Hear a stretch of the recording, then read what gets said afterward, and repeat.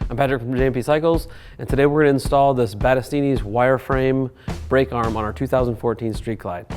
This Battistinis piece is about as nice a brake arm as you're going to find. Battistinis is known for being on the higher end of accessories, and one way he does that is through design. He's always coming up with breakthroughs in design, just like the brake pedal on this.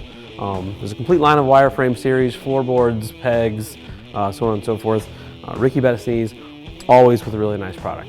This is a relatively easy install. We'll go over the tools you need and we'll get started.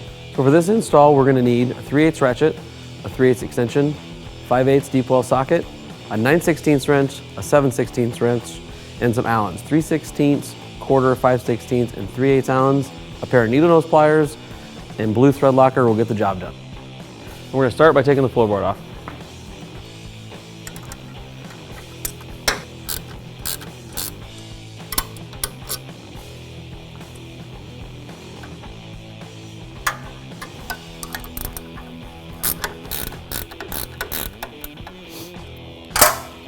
We'll set that aside.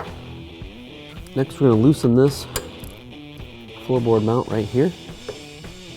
We don't need to take it all the way out, we just need to loosen it up, because that's going to allow us to get to these two bolts here holding the master cylinder, which we're going to loosen up. The reason we need to take the master cylinder loose is so we can get when we install the new arm, we can get it aligned properly with the plunger rod.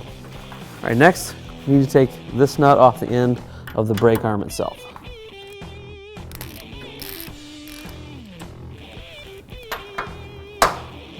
Pull the nut and washer off. The tricky part is going to be this cotter pin that's way up in here. We may need to take this master cylinder all the way off. I'm probably going to go ahead and do that just to make life easy on us. You do need to be a little bit careful because the brake line's still attached to this master cylinder. You don't want to be like horsing it around and getting yourself a leak. Get our needle nose here. And it comes with a new cotter pin, so if you tear this one up, much like I'm doing right now, it's not the end of the world. We're going to take this little pin out, the washer on the back we don't want to lose, and off comes our old brake arm. Okay, so we're going to put the new brake arm on here. Slip this pin in through here.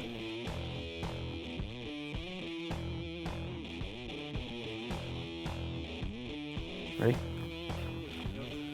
These kind of need to move together, the master cylinder and the brake arm, to get back into place there. And then I'm going to run the screws back in on the master cylinder, but not quite tighten them up just yet. The new hardware that holds this arm on is a nice flush mounted piece. You need to take and put just a dab of thread locker on it. You definitely don't want to lose your brake arm when you're going down the road.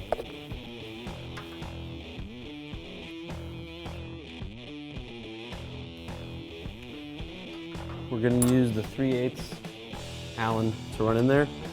And you don't need to get real carried away when you tighten it up. It's got a shoulder in there, so it should stop. The brake arm's not binding up. It works like it's supposed to work. So we're going to go ahead and tighten up the master cylinder.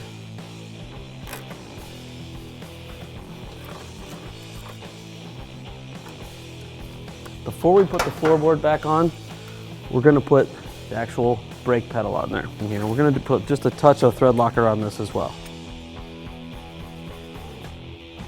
Get started.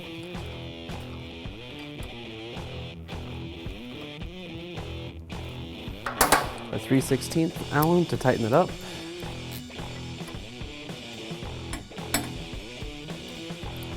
And now we're going to reinstall our floorboard.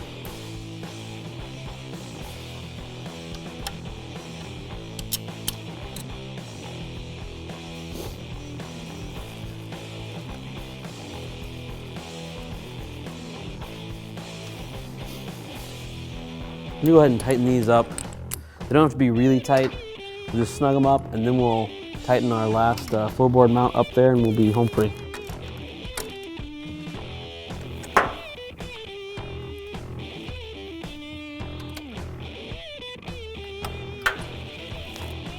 So now we're going to tighten our floorboard mount back up and we'll be home free.